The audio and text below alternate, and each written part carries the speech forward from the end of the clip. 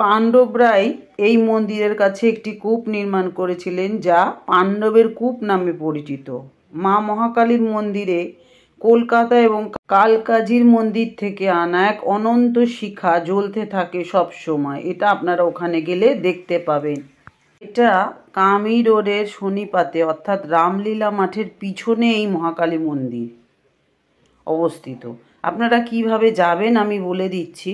যদি প্লেনে যেতে চান তাহলে আন্তর্জাতিক বিমানবন্দর হলো ইন্দিরা গান্ধী আন্তর্জাতিক বিমানবন্দর থেকে আপনারা যেতে পারেন নতুন দিল্লি হয়ে।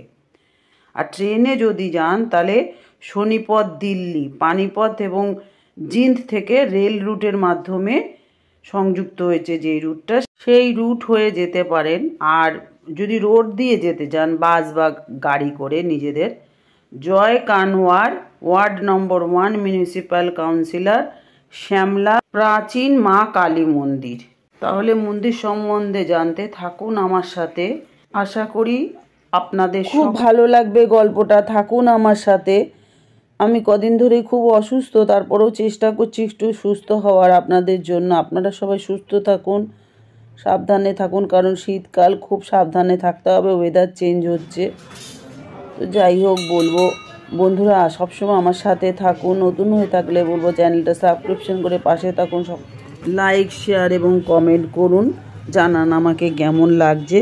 তো ছোট্ট করেই আজকে এই ভিডিওটা আপনাদের সামনে নিয়ে এলাম, আশা করি খুব ভালো লাগবে। তো সঙ্গে থাকুন।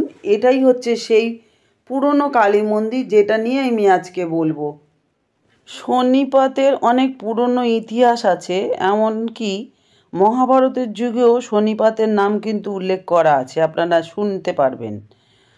মহাভারতে উল্লিখিত হিসাবে কৌরবদের কাছ থেকে পাণ্ডবরা যে 5টি গ্রাম চেয়েছিলেন তার মধ্যে কিন্তু শনিপাত ছিল একটি গ্রাম। পাণ্ডবদের এই দাবির অবমানন মহাভারতের যুদ্ধের দিকে নিয়ে যায়, যা কুরুক্ষেত্র সংঘটিত হয়েছিল। এখানে কামি রোডের শনিপাতে অর্থাৎ রামলীলা মাঠের পিছনে মা মহাকালীর একটি প্রাচীন মন্দির অবস্থিত, যা প্রায় 6000 বছরের পুরনো বলে জানা গেছে। আরও বলা হয়েছে যে কুরুক্ষেত্রের যুদ্ধে যাওয়ার আগে পাণ্ডবরা এখানে বসে প্রার্থনা করেছিলেন, তারপরেই কিন্তু যুদ্ধে গিয়েছিলেন এবং তাদের বিজয়ের জন্য মা কালীর আশীর্বাদ নিয়েছিলেন। পাণ্ডবরা এই মন্দিরের কাছে একটি কূপ নির্মাণ করেছিলেন, যা পাণ্ডবের কূপ নামে পরিচিত।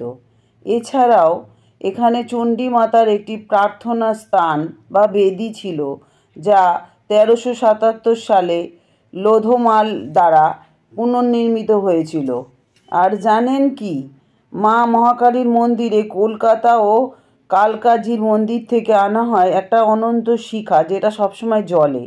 এমনও বিশ্বাস করা হয় যে এখানে যে ব্যক্তি 40 দিন ধরে ধার্মিক এবং ভাবে এবং শুদ্ধ মনে প্রার্থনা করে তার মনোবাঞ্ছা পূরণ করেন মা। ভক্তরা তাদের মনোবাঞ্ছা পূর্ণ হলে ওই মা কালীকে লেবুর মালা অর্পণ করে পুজো করেন। এটি সব ধর্ম এবং সব বর্ণের প্রতিটি শরীরের জন্য উপাসনার স্থান আছে।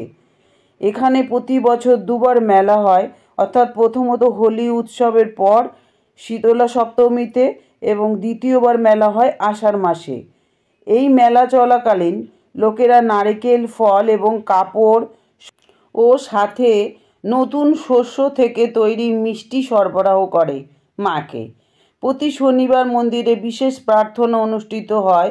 ভক্তরা 2002 সালে আরও একবার মন্দিরটি নতুনভাবেই সংস্করণ করা হয় এবং এটিকে একটি নতুন রূপ দিয়েছেন। বর্তমানে লালা শ্যামলাল কুচ্ছল মন্দিরের কাজ দেখাশোনা করছেন। এটাই শোনা যায় এই নামের ভদ্রলোক এটি এখন দেখাশোনা করছেন। এটাই হলো শনিপাতের পুরাতন সেই মন্দিরের গল্পগাথা। তো আপনাদের কেমন লাগলো বন্ধুরা? আমি আরেকটা কালী ঠাকুরের মন্দিরের ভিডিওর সাথেই এটা শেয়ার করলাম। সুন্দর এই ভিডিওটি অবশ্যই সকলের সাথে শেয়ার করে সকলকে জানার সুযোগ করে দিন, কারণ অনেকেই কিন্তু শনিপাতের এই মন্দিরের গল্পের কথা জানে না। তো এখানে কখনো গেলে অবশ্যই যেন মন্দিরটা আপনারা দর্শন করে আসবেন, এটাই আমি বলবো। আর বলবো এতক্ষণ আমার সাথে থাকার জন্য, আমার সমস্ত কথাগুলো শোনার জন্য আপনাদেরকে অনেক অনেক ধন্যবাদ। এইভাবে সবসময় পাশে থাকুন আর উৎসাহ দিতে থাকুন। উৎসাহটা খুবই প্রয়োজন। অসুস্থ থাকি, সুস্থ থাকি, উৎসাহ না হলে কাজ করতে ইচ্ছে করবে না। অনেক দিন পরে হলেও আবার একটু এলাম আপনাদের জন্যই। অনেক ডাক্তার, অনেক ওষুধপত্র খেয়ে একটু সুস্থ হওয়ার চেষ্টা করছি। আপনাদের আশীর্বাদে একটু সেরে উঠছি আশা করি। যাই হোক, আবার আগের মতন ভিডিও আমি রেগুলারই দেব। আপনারা একটু পাশে থাকুন, তাহলেই হবে। আর বলবো, এতক্ষণ আমার সাথে থাকার জন্য, আমার সমস্ত কথাগুলো শোনার জন্য, আমাকে উৎসাহ দেওয়ার জন্য অসংখ্য ধন্যবাদ আপনাদেরকে। আর বলবো, সবাই খুব সুস্থ থাকুন, ভালো থাকুন, আনন্দে থাকুন। জয় মা কালী, জয় মা তারা, জয় ভোলেনাথ, জয় বজরংবলী।